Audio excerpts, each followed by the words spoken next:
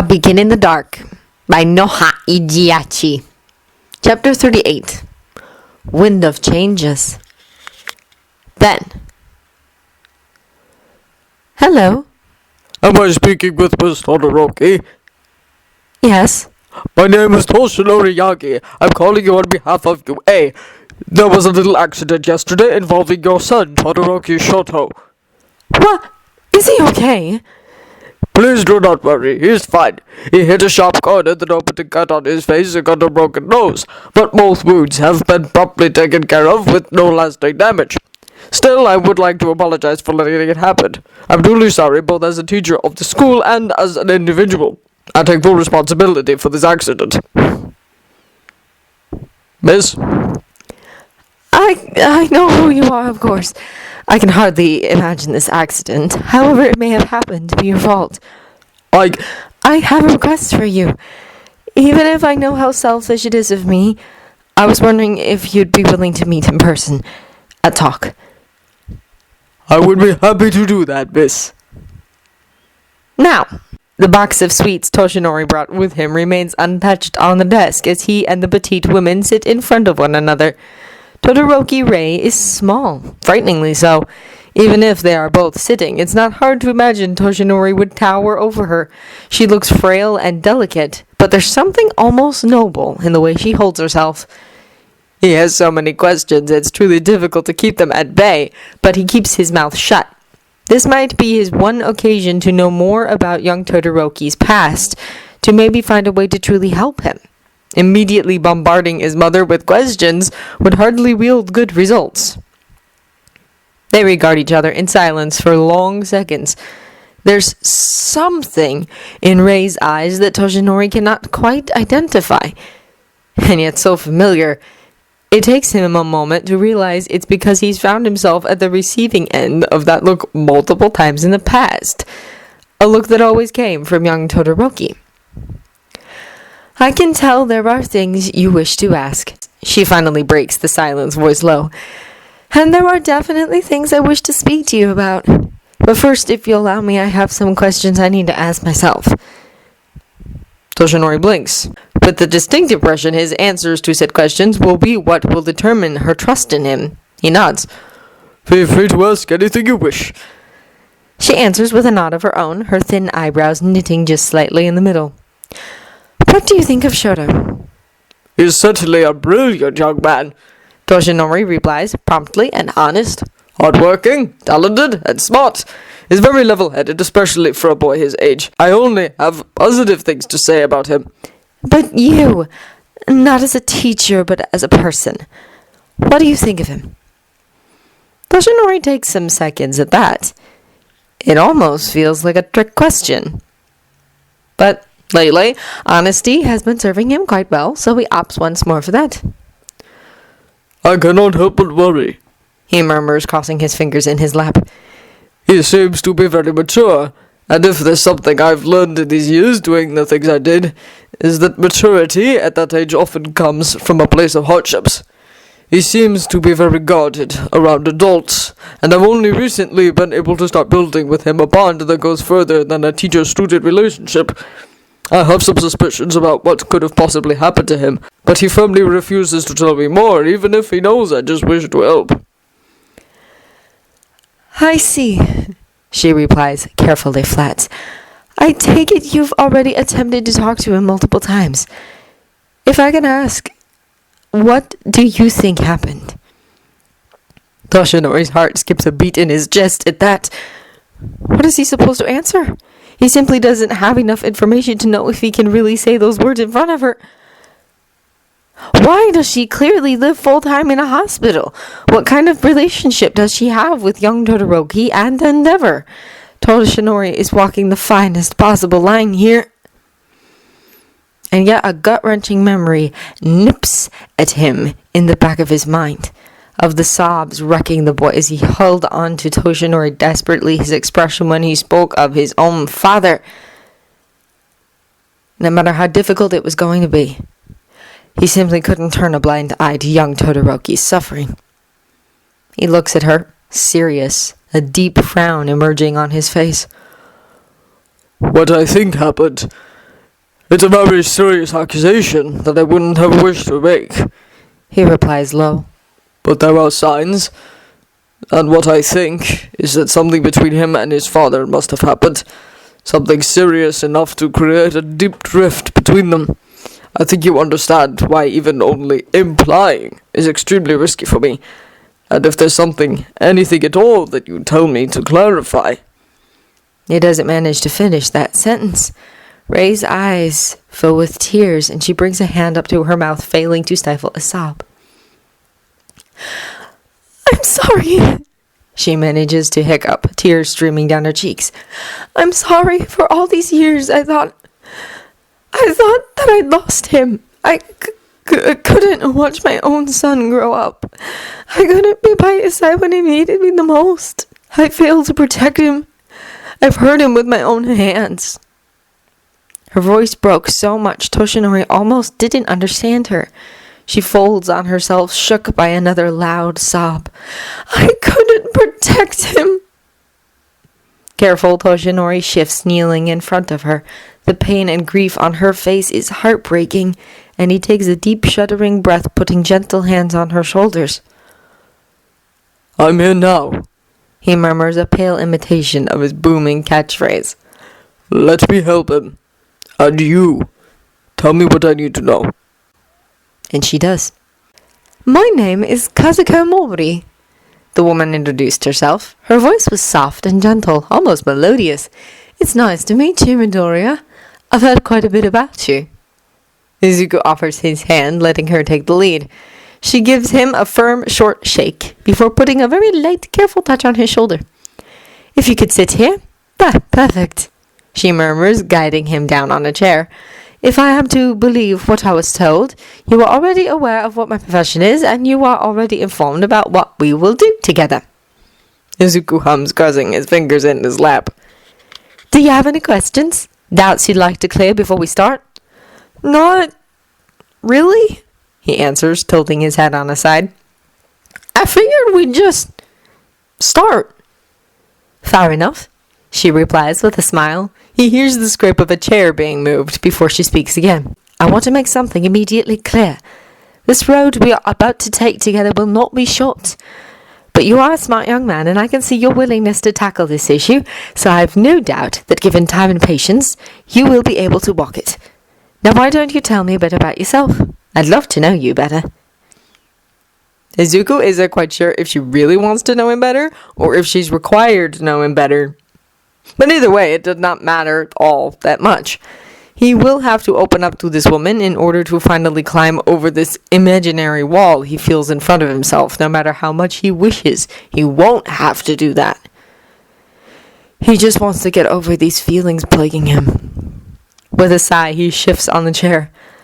I'm not quite sure where to start, to be honest, he admits, scratching the back of his head. She chuckles. Well, I can start instead, then, she says, tone light, and Izuku blinks confusedly. But she continues, relaxed, introducing herself once more, telling him funny little episodes of her life. Before he knows it, he's much more relaxed on his seat and speaking himself, after she slips in some questions. Oh! Izuku finally exhales, eyes going a bit wide, before a small chuckle escapes his lips. I see what you did there, he adds with a smile. There's a smile in her voice, too, when she speaks. Are you less tense now? I think so, Izuku admits, grateful. Good. What we need to do, we are not going to dissect your mind, Midoriya. As I said, we are going to walk this road together. We will need to build a relationship based on trust. Okay? She asks, gentle. There's something in her voice, almost like a maternal tone. It just puts him at ease. He thinks he likes this woman. Izuku nods, smiling, before taking a big breath and starting from the beginning. There was something different that day. Almost like something charged in the air, a spark in his mother's eyes, the moment Shoto steps in after softly knocking 3 times. But in a second, it's gone, and the usual soft, pleasant smile rises on her lips, a scene he's very used to at this point, as he greets her with a small nod before fully stepping in and softly closing the door, taking place in front of her. They chat of everything and nothing, as usual. He tells her of lessons and exercises, and she tells him of the last book she read. It's light and almost mindless. It's meant to be. A well-oiled process for the both of them to ease them slowly in a place where they'll both feel comfortable sharing far more important words with each other. You know, she says, interrupting a small lull in the conversation, I've been wondering, your teacher called me about the accident in the dorms, but I still don't know the details. It takes Shoto a moment to realize exactly what she is talking about. He blinks, distractedly searching the scar above his right eye with his fingertips. She follows his movements with her eyes, almost steadily. Well, my friend, he was having a nightmare, and without thinking I tried to wake him up. Shoto replies, voice carefully flat. He accidentally hit me, and I ended up slashing my face open on the furniture. It was just an accident, really not that big of a deal. He watches as his mother's eyes linger on the scar just a tiny bit, looking vaguely unconvinced. Shoto looks away uncomfortable. It's not like he doesn't want to tell her what happened in a more detailed manner, but doing so would mean having to speak more about Izuku. Then again, he's been meaning to tell her about Izuku for a long while now. Even having to say friend felt like a lie in itself. It didn't have to be. They were still friends other than boyfriends after all, but I should just bite the bullet and say it, Shoto thinks to himself, taking a deep breath. I have no reason not to. Mom, he starts indecisive. Despite the fact he's been able to finally call her that, the word still feels a bit strange on his tongue. He forces himself to ignore the uneasiness in his stomach as he continues. There's something I want to tell you. She blinks, tilting her head vaguely on a side, as he gapes wordlessly for a handful of seconds. In front of his silence, she gently nudges him. Yes? I have a boyfriend. Shoto finally manages to blurt out the words, coming a bit too fast in his haste to get them over the knot in his throat. His mother blinks, a faint wave of surprise passing in her gray eyes for moments, before a small smile pulls at her lips. It's Midoriya, isn't it? Shoto closes his mouth and looks at her, eyes wide. That's enough to make her laugh. Actually make her laugh. As she puts thin fingers over her mouth. Oh dear, sorry, I didn't mean to laugh at you. Look at your face. Just hearing her laugh is enough to placate the sense of anxiousness in his chest. How did you know? He asks softly. I haven't even told Fuyumi yet. She slides the hand away from her face, eyes shining with mirth. Shoto, I don't think you quite realize how much you talk about Midoriya, she says, gentle, and the light in your eyes when you do, though. Shoto blinks and coughs at his fist, feeling his cheeks burn vaguely. I guess. I'm very happy to know that your feelings are returned, she continues, still smiling. Unrequited love is no fun. So, will I get to meet him at some point, then? I feel like I've known this boy for ages, and I don't even know how he looks. Shoto's smile is hidden behind his fist as he replies, I asked him if he'd like to visit someday, and he said yes, so that'll probably happen soon. He finally takes his hand away from his face to fish his phone out of his pocket. He's incredibly grateful for Yaoyorozu's help in transferring the files from his old, destroyed phone to the new one. When they did so, he really realized how many precious pictures he didn't want to lose there were. It didn't take him much time at all, or any, really, to find a picture of Izuku to show her. It's a beautiful one. But then again, every picture with Izuku in it is beautiful for him, but this one especially so.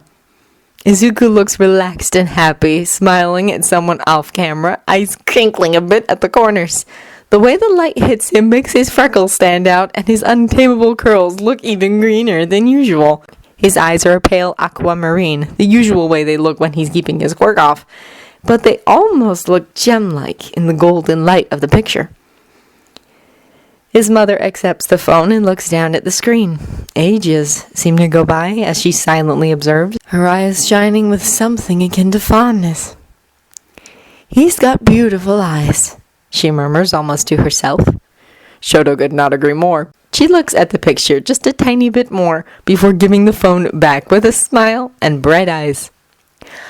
"I'm really happy for you," she comments quietly, crossing her hands in her lap. "I've been wondering for a while about your feelings regarding Midoriya, but I wasn't sure if it was my place to pry into them. Thank you for telling me."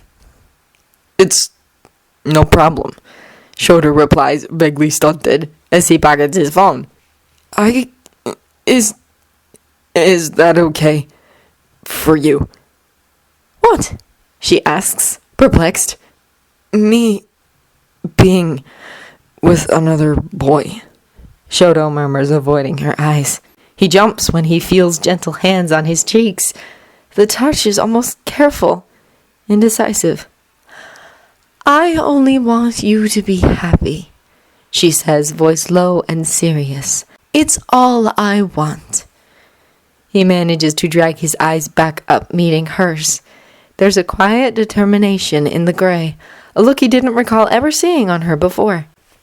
He slowly nods and closes his own eyes when she leans in to place a gentle kiss on his forehead. He waits in front of the dormitory, a familiar feeling. Young Midoriya soon emerges from the usual road, cane in hand, and he carefully climbs the stairs as Toshinori rises back to his feet. The boy jumps, but he puts a light touch on his shoulder.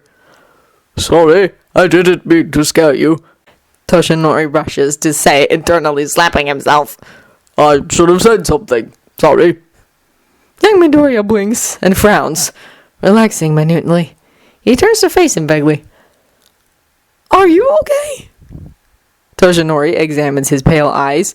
He's pretty sure the boy has his quirk off, especially since he caught him by surprise by being a thoughtless idiot. There's something in your voice, the boy adds in front, go his silence, vaguely gesturing with his free hand. Taking a deep breath, Toshinori massages his eyes. They still burn. I have a couple of things I need to ask you, privately. Okay?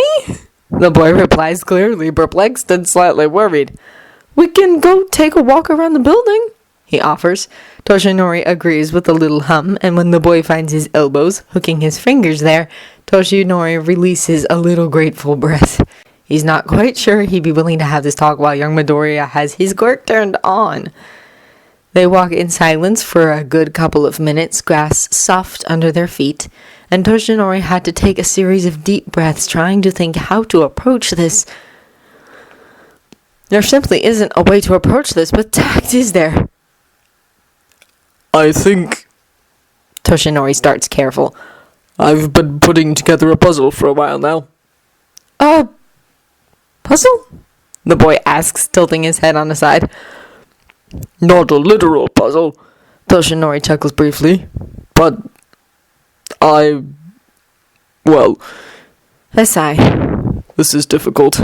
Very difficult. There's honest concern on the boy's face now. His fingers in Toshinori's elbow tighten a bit, and Toshinori pats them briefly before guiding the boy sideways, the both of them sitting down with their backs against the solid wall of the dormitory. Toshinori takes a look around, assuring himself no one is close, as young Midoriya folds his cane and rests it in his lap before turning his face up to Toshinori expectantly. Did you know of young Todoroki's family situation? Toshinori finally whispers, frowning. The change is obvious. The boy tenses, his shoulders squaring, a guarded expression rising to his face. It's all that Toshinori needs to see, to know. I was given a chance, and I decided to take it.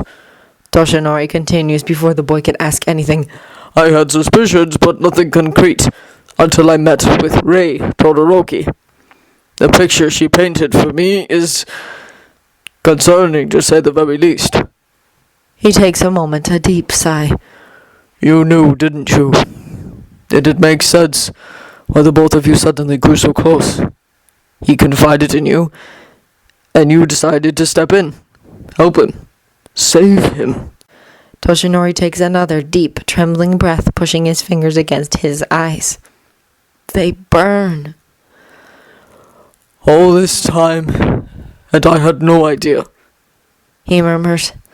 All this time. I could have done something, anything, and he was alone, left to do with that. His voice breaks at the end, but he continues. This is my fault, isn't it?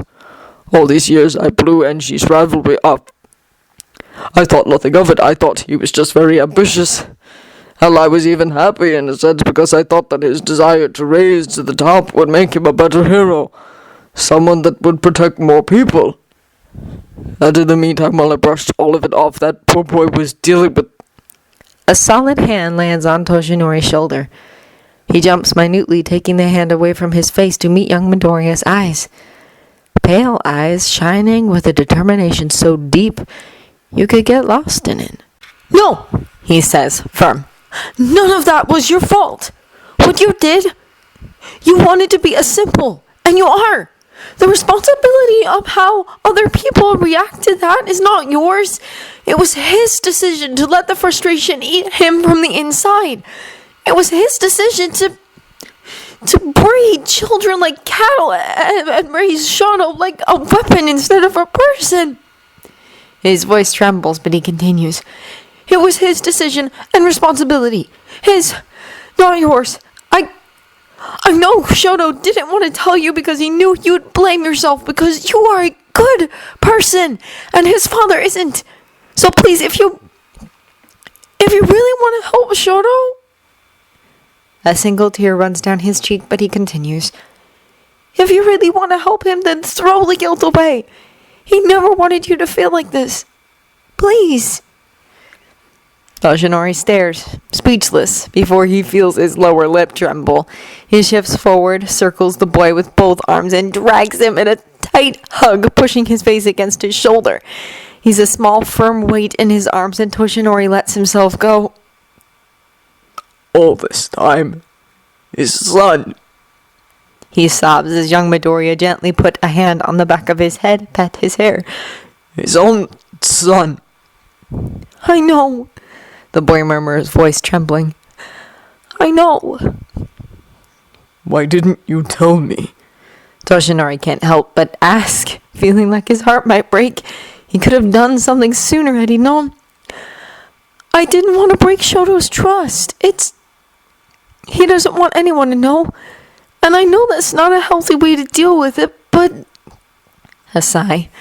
"At least, he's been taking small steps forward. I've been trying to be there for him, and I did not always succeed. But I've been trying." Toshinori gently shifts away, puts both hands on the boy's cheeks. He looks as crushed as Toshinori feels. He's been carrying this weight with young Todoroki all this time. Those scars on his hand, a symbol of how much he's willing to sacrifice to help others. Young Todoroki. The way he looked so much different at the end of the sport festival. How soft his expression seemed to be if confused. How much more sense does that make now? With a trembly sigh, Toshinori circles the boy's shoulders, hugging him tight once more. Thank you for saving him. He murmurs against his hair raw. Thank you. Young Midoriya says nothing as he reciprocates the hug. They stay like that, holding to one another in silence until the sun sets. Shoto eyes the time on his phone, vaguely worried. He knew that Izuku had to speak with his therapist for the first time today, but was it supposed to take so long? Granted, it's not like he knew much or anything really about therapy, but right on cue, the door opens. Shoto turns on the bed, putting his phone down as Izuku goes through the familiar motion of propping his cane by the door in the usual spot. There's a vague tenseness to his expression that immediately doesn't sit well with Shoto. He knew that Izuku would have to tackle some unpleasant memories in order to really start healing from them, but that doesn't mean he has to like it. He gets off the bed as Izuku unbuttons his shirt and neatly folds it, putting it on the dresser. Shoto puts a gentle hand on his shoulder, feeling the soft cloth of Izuku's t-shirt under his fingertips. Hey, he says softly. How did it go? Izuku blinks, his expression clearing over a bit. A small little smile pulls at his lips. I think I'm off to a good start, he replies. You? It was okay. Really good, actually. Shoto replies, palms sliding down along Izuku's arm. I told her about us. Oh! Izuku exhales, fully turning to face him. Was she okay with it? Shoto hums, smiling to himself. She said she'd like to meet you. Izuku sniffs, taking a step closer. He gently rests his head under Shoto's chin, leaning in against his chest, and Shoto gladly circles him in a hug, pushing his cheek against Izuku's soft hair with a little satisfied sigh. That's good. I'd love to meet her, Izuku murmurs after a while, his breath caressing Shoto's collarbone. Did she say anything else? Not really. She just said she's happy for me. A little cough. I mean, not that it didn't feel good to hear that, but what she should have said. Izuku hums before letting out a little, nothing, just asking. Shoto blinks, tipping his face down. Izuku is nervously playing with the hems of his shirt. Is everything okay? He asks softly, watching Izuku's fingers go still. Yeah, he answers flat. Just, I'm a bit tired. Before Shoto has the time to say anything, Izuku takes a step back and puts both hands on his chest, gently pushing. Shoto let himself walk backward, confused, gently landing on the bed when the back of his knees hit the mattress. Much to his surprise, Izuku climbs on top of him, straddling his legs and resting both arms loosely on Shoto's shoulders. He blinks up at him, silent. Izuku's hair has grown a bit lately. The curls fall around his face longer than usual, creating soft little shadows on his skin. There's an unreadable but soft expression on his face, and he gently slides his palm up along Shoto's neck, on his cheek, finding his lips in a now familiar gesture. Shoto doesn't move, just tips his head up a bit more as Izuku leans in carefully and presses his soft lips against Shoto's. Shoto melts. A little hum escapes his throat as he closes his eyes, hands rising to sit on Izuku's waist. He stays almost passive, letting Izuku take the lead, dutifully opening his mouth when Izuku pushes against him with a little more urgency. They kiss like that, slowly and calmly, until Shoto's head feels light, and he has to lean back, separating from Izuku's lips with a soft wet sound, panting. What was that about? He can't help but ask, vaguely amused, between a little pant and the other. Izuku shrugs. I just wanted to do it, he murmurs before leaning in once more, landing a soft little kiss at the corner of Shoto's mouth. He follows up with another and another, slowly moving to Shoto's left cheek, caressing his scar with soft, butterfly-like kisses, before moving down and leave more firm ones on his jaw. Shoto trembles, a little shiver running down his spine, and he tips his head back, exposing his neck with a little groan. It feels like Izuku's lips are scorching hot on his skin as they move down along his neck. When Izuku's teeth graze him in a gentle little bite, he can't help but let out a moan, fingers tightening on Izuku's waist. They both go still. Izuku clears his throat, and he sounds a bit raw when he speaks. Sorry, he murmurs, carefully moving away from Shoto's neck. It's okay. Shoto forces himself to reply, even if his heart is beating in his throat and his eyes feel watery. I didn't mind. I kind of want you to do that again, is what he meant to say. Sadly, Izuku didn't seem to pick up on his unexpressed thought, silently sitting on Shoto's legs and carting his fingers through his hair without putting his lips anywhere near him, much to Shoto's dismay. He seems distracted, as if far in thought, and with a little sigh, Shoto let his wishes go and slides both hands up Izuku's back, dragging him a bit closer. He'll take what he can, and it's not like he doesn't appreciate the cuddling. But the world seemed hell-bent in not letting him have what he wants that evening, because there's a soft knock and then Uraraka's voice muffled by the door. "Dinner's almost ready. You two in there?" "Yeah, coming," Shoto replies with a little sigh. He pats Izuku's shoulder and, silent, Izuku climbs back up on his feet off of him, stepping back to give him space to do so as well. Shoto pushes a little kiss against his temple before taking his hand and guiding him out the room. Uraraka smiles at them when they open the door, and they silently walk downstairs to join the rest of the class. I'm a bit jealous, Mina moans, melting on the table with both arms stretched above her head. Achako blinks, looking up from her homework. Huh? Those two, she moans, making a vague gesture toward the couches. Ochako turns, noticing Midoriya and Todoroki cuddling as they both read. Midoriya nestled between Todoroki's legs. She blinks, perplexed. They constantly do that? She asks, turning back to Mina as Momo by her side let out a little chuckle. Exactly! Mina is conspiratorial. I mean, it's cute and romantic and all that, but those two are setting the bar too high.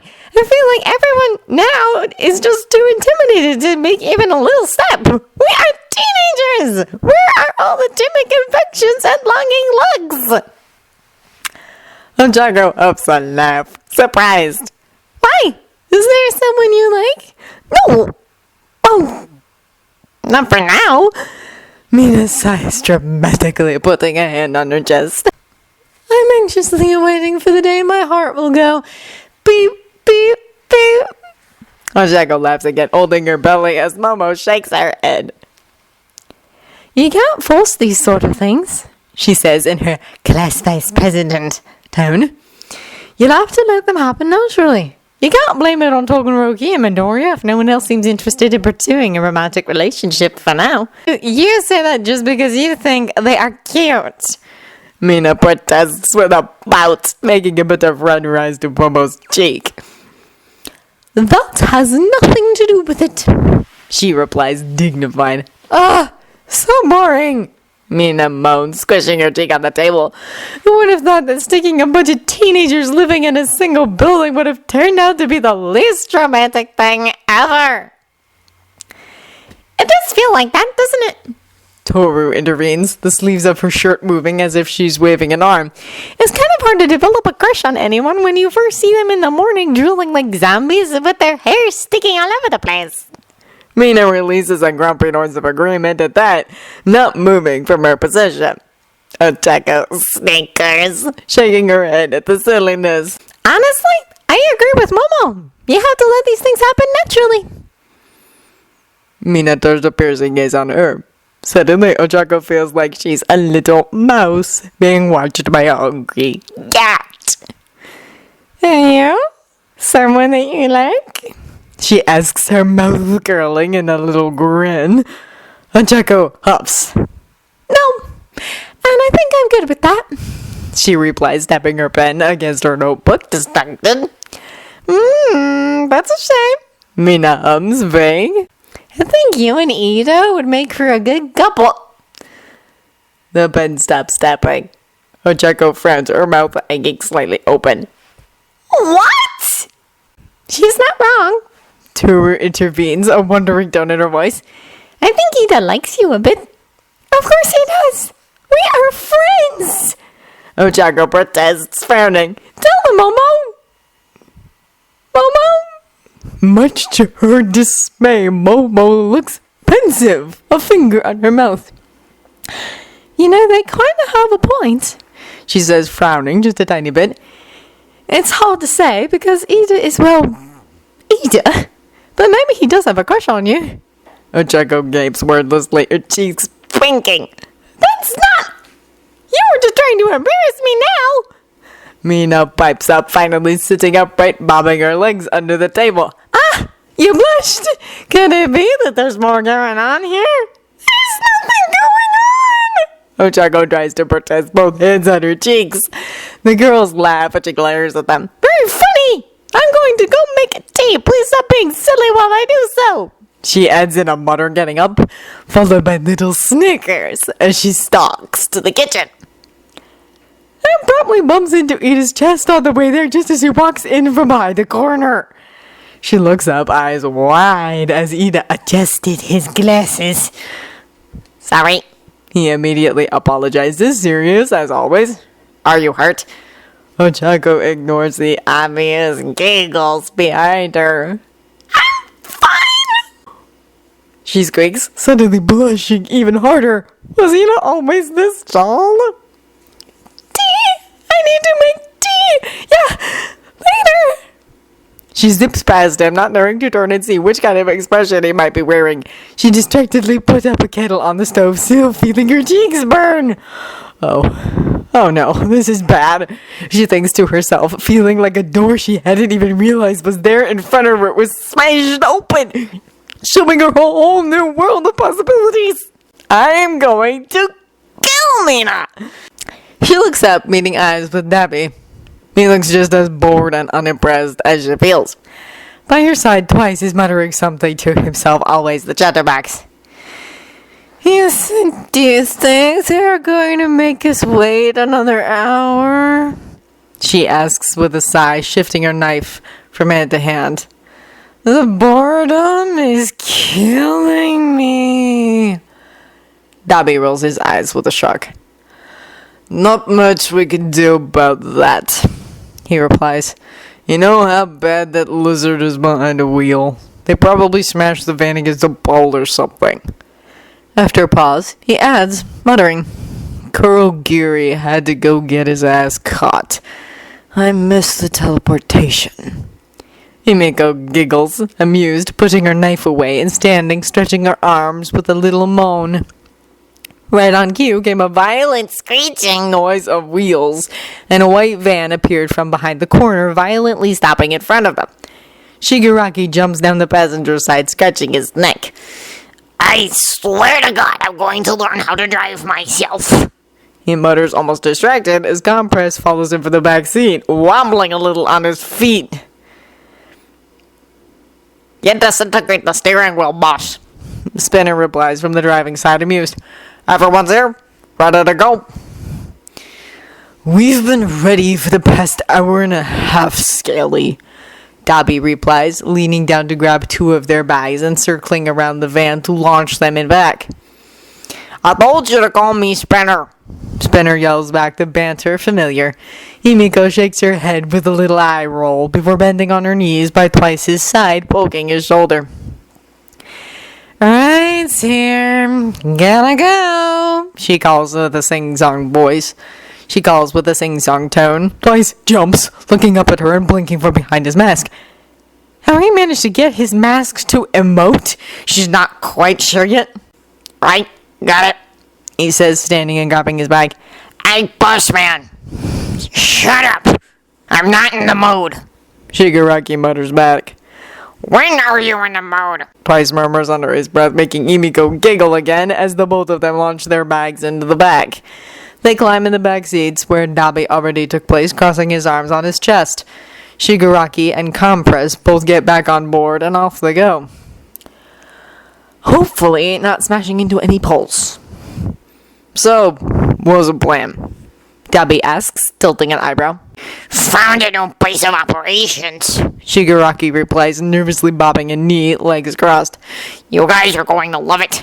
Got some people in line that seem to be interested in joining. New friends! Himiko exclaims, enthusiast, both arms stretched above her head as much as the spaced letter. Are we gonna, do interviews? I guess we are, Shigaraki concedes with a sigh. We need to be a bit more selective at this point. We need some specialists, too. If we are lucky, there might be some ready and waiting as we speak. Spinner drums his fingers on the steering wheel, an impatient little huff escaping his snout. Guess we'll have to lie low a bit longer, right? He asks. Patience, Shigaraki replies flat. It will serve us well. Our time is coming, do not doubt it. Mimiko hums happily as Twice by her right side shrugs, and Dobby by her left rolls his eyes without saying nothing. The future is shaping to be really interesting.